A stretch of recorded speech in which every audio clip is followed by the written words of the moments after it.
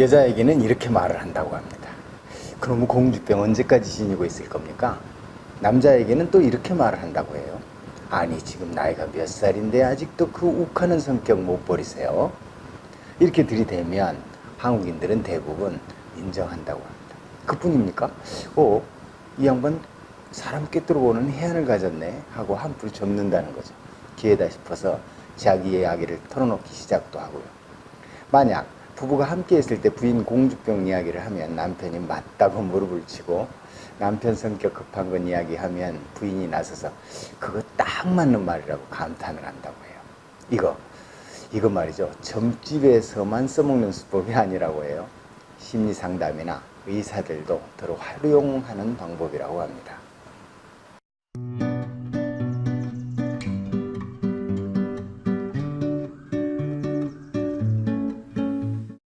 안녕하세요. 삼나루 손작가입니다. 불확실성의 시대라는 말 아시죠? 현대인들이 자주 하고 듣는 말입니다. 꽤 오래된 말인데 때마다 누군가 꺼내서 잘 써먹는 말입니다. 아마 인류가 존재하는 한 없어지지 않을 말일지도 모릅니다. 이 말은 처음에 경제학 분야에서 탄생했다고 합니다. 그런데 그 업계에서만 쓰이는 게 아니고 정치적으로나 일반적으로도 아주 많이 쓰입니다. 그래서 말인데요. 우리는 이 말에 별 의미를 두지 말아야 해요. 우선 근거가 불분명해요. 횡설수설이 많고요. 한마디로 조장의 느낌이 강합니다. 그러니까 이런 말을 쓰는 데는 분명 정치나 경제적 이득을 바라는 부류의 노림수가 있어요. 그런데 따져보면 바로 이런 말을 쓰는 사람들이야말로 불확실성을 좋아하지 않는 사람들이라는 겁니다. 예컨대 종말을 부르짖는 사람들이 있죠. 바로 그 사람들이 가장 많이 종말을 이야기합니다. 다른 사람들은 염두에 두지도 않는데 그 말을 꺼내서 사람들에게 겁을 줍니다. 좋은 진리, 희망적인 말 밀쳐두고 꼭 내세, 즉 지옥 이야기 따위로 사람들을 겁주는 것도 잘 생각해서 받아들여야 됩니다. 틀림없이 뭔가 다른 의도가 있기에 그런 말을 하는 것이니까요. 불확실성의 시대, 어디에서 오죠? 그거 대부분 자기 내부로부터 온다는 거 다 아는 사실입니다.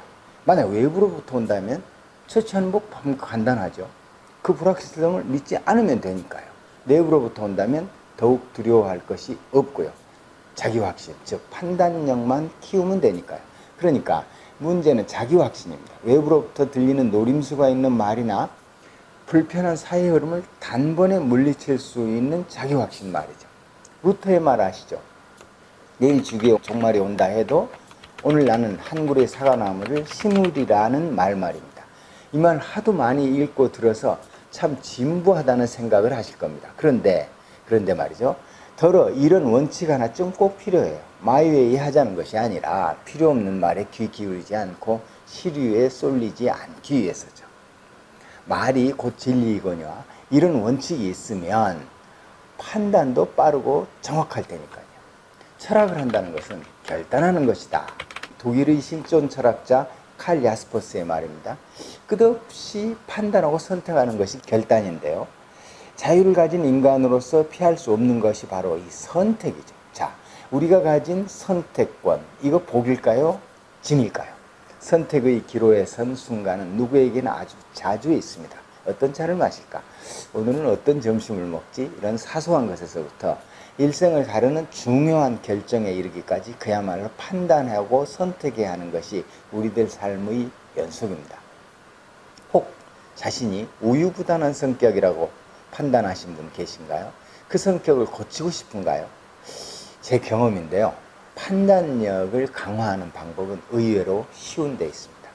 저는 서예 작가니까 서예 작품을 창작하는 예로 들어볼게요.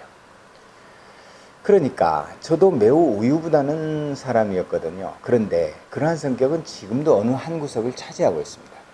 어느 순간부터 사람들에게 제가 판단력이 아주 빠르고 실천 능력이 좋은 사람으로 평가되는 겁니다. 만약 그렇다면 저는 그 원인을 작품 창작 때문이라고 분명하게 말할 수 있습니다. 예컨대 작품을 창작할 목적이 생겼다고 치면요. 일단 그에 알맞은 소재를 고릅니다. 동시에 표현 형식을 정하고요. 그때 가장 중요한 것이 실패에 관한 생각에 묶이지 않는 것입니다. 어떤 일이든 실패할 수 있습니다. 그렇지만 실패하면 그 경험을 토대로 다시 하면 돼요. 경험보다 더 좋은 선생은 없다고 하잖아요. 또 하나 버려야 할 것이 있습니다. 남보다 잘하겠다는 생각입니다. 다른 사람을 놀라게 해주겠다는 생각을 버리는 것이 매우 중요해요. 그러니까 어떤 일을 하는 데 있어 먼저 생각해야 할 것은 자기 집중이며 최선이죠. 선화에 없는 특별한 작품이란 그냥 나오는 것이 아니니까요. 생각을 많이 하고 오래 하는 것 분명 좋은 습관입니다. 그러나 집중해서 빨리 결론을 내는 것이 더 좋다고 볼 수 있습니다. 최대한 빨리 실천으로 돌입하는 것이 성공을 향한 한 걸음 나아가는 것이니까요. 여시구진이라는 말 여러분들이 많이 좋아하십니다. 중국 공산당 주석 장쩌민의 강조로 더욱 유명해진 말이죠. 우리는 시간의 흐름과 함께 전진해야 한다는 것을 다 압니다. 혹세무민에 이끌리지 않고 시간과 자신을 능동적으로 선도해야 한다는 것을 다 알죠. 작품 창작을 하다 보면 선택의 순간이 꼬리를 뭅니다. 목적이 정해지고 소재를 선택한 다음에도 계속 이어집니다. 서체는 뭘로 하지? 강한 느낌으로 할까? 부드러운 느낌? 크게 할까? 작게 할까? 가로로 할까? 세로로 할까? 판단하고 결정해야 할 것이 끝이 없습니다. 구성실험 역시 판단의 연속입니다. 그런데 세상 어떤 일이 순간의 판단을 요구하지 않는 일 있냐고요. 제가 경험해 보니까 망설이고 기웃거리면 그만큼 늦어질 뿐입니다. 분명한 것은 이 창작이 끝이 아니기 때문이죠. 그래서 판단이 빨라야 합니다. 모든 것을 결정하고 작품 창작에 돌입한 다음도 마찬가지입니다. 완벽이 존재하지 않습니다. 어느 구석인가 아쉬움이 드러나거든요. 이 점이 가장 좋은가 하면 다른 구석에서는 뭔가가 좀 부족합니다. 됐다 싶은 작품들은 그 작품들을 모아서 그중 하나를 고를 때도 또 망설이게 되는 것이 바로 그런 우열 때문입니다. 그때 주변에 누군가가 있으면 도움을 청하게 되죠. 지나가는 아이에게라도 묻게 됩니다. 안목 높은 지인이나 스승이 계시면 당연히 소감을 여쭙게 되죠. 그러나 최종 판단은 누가 해야 하죠? 모든 일이 그렇듯 결국 자신의 작품은 자신이 판단을 해서 선택해야 합니다. 자기 삶을 다른 사람이 판단하게 할 수 없는 것과 마찬가지죠. 생각해 보세요. 모든 창작 과정에서 가장 몰두하고 집중한 사람이 자신이잖아요. 자신이 가장 바른 판단을 할 수 있는 것입니다. 삶 가운데 모든 일이 이와 다를 바 없죠. 시간이 멈추는 것이 아니고 기다려주는 것도 아니므로 판단해서 결정해야 합니다. 순간순간. 회를 거듭하면 할수록 발전하는 것이 판단력입니다. 말을 좀 바꾸면 이렇습니다.